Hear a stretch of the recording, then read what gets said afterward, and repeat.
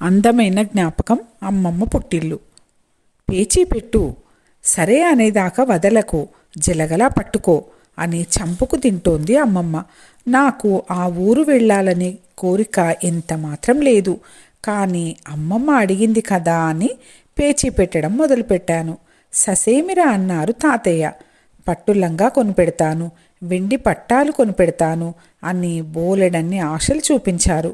అయినా నేను పట్టు వదల్లేదు. చివరికి సరే కానీ మొండిఘటం అని ఒప్పుకున్నారు విసుగ్గా.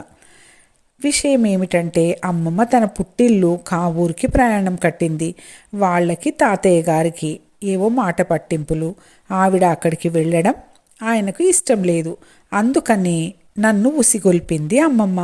ఎలాగైతేనేం బండి ఎక్కాం. చీకటినే బయలుదేరి 9 కావూరు వెళ్ళిపోయాం. అక్కడ ఆవిడ మేనత్త, పినతండ్రి పక్కపక్కనే ఉంటారు. పినతల్లి లేదు. ఆయన అక్క ఇంట్లోనే భోజనం చేస్తారు. మేనత్త ఇంటి ముందే ఆగాం. గబాల్న బండి దిగి అత్తయ్య అంటూ లోపలికి వెళ్ళింది అమ్మమ్మ. అప్పటికే కబురందింది కాబోలు పరిగెత్తుకు వచ్చింది మేనత్త. నా తల్లి, నా బంగారం, ఎన్నాళ్లకు వచ్చావే అమ్మడు అంటూ కావలించేసుకుంది. ఆ దృశ్యం ఇన్నేళ్లైనా నా కళ్ళ ముందు సజీవంగానే ఉంది. అమ్మమ్మ ఆ ఇంటి ముందు ఆగిన సామాను మాత్రం బాబాయ్ ఇంట్లోనే పెట్టించారు.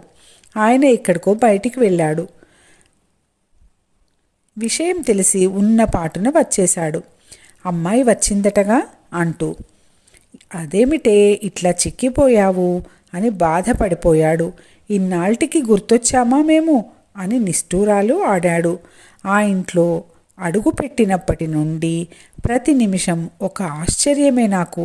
ఆవిడ మాకు అమ్మమ్మ, కుటుంబానికి పెద్ద కోడలు, ఊరి కరణం గారి భార్యగానే ఎరుగుదును. అక్కడ ఆవిడను చిన్న పిల్లని చూసినట్టుగా చూస్తున్నారు. అమ్మాయి, అమ్మడు, చిట్టి తల్లి అని పిలుస్తున్నారు. ఇక ఆ గారాబం నేను వర్ణించలేను. తలంటి పోసి సాంబ్రాణి పొగ వేసి తీరుగా జడవేసింది మేనత్త. దానికి ముడిశనగ పప్పు వేయించి పచ్చడి చేస్తే ఇష్టం.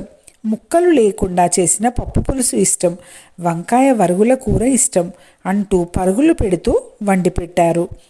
మా ఇంట్లో తెల్లారగట్లే లేచే అమ్మమ్మ అక్కడ బారెడు పొద్దెక్కినా లేవలేదు. నేను లేపబోతే మేనత్త నన్ను కోప్పడింది. పడుకోనివ్వు, అలసిపోయింది పిచ్చి తల్లి. మళ్ళీ మీ ఇంటికి వెళితే ఇంత విశ్రాంతిగా పడుకోగలదా?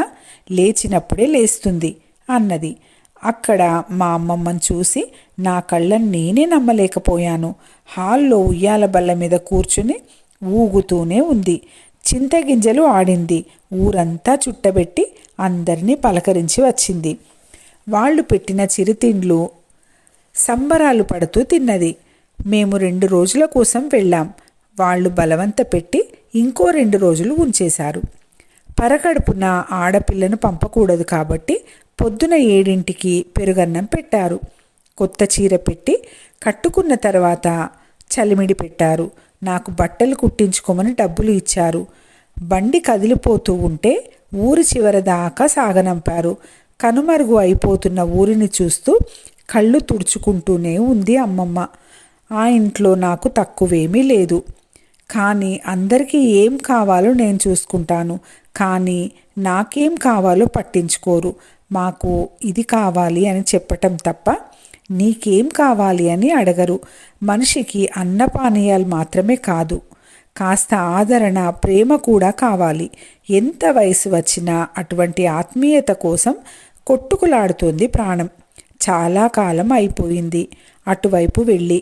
అందుకే నిన్ను ఒసిగొలిపి ఈ ప్రయాణం కట్టింది అంటూ అమ్మమ్మ దీనంగా చెప్తుంటే నాకు ఏడుపు వచ్చింది. ఇన్నాళ్ళు ఎందుకు ఆగావు? మా అమ్మ నీ దగ్గరికి వచ్చినట్లు తరచూ రావచ్చుగా అన్నాను.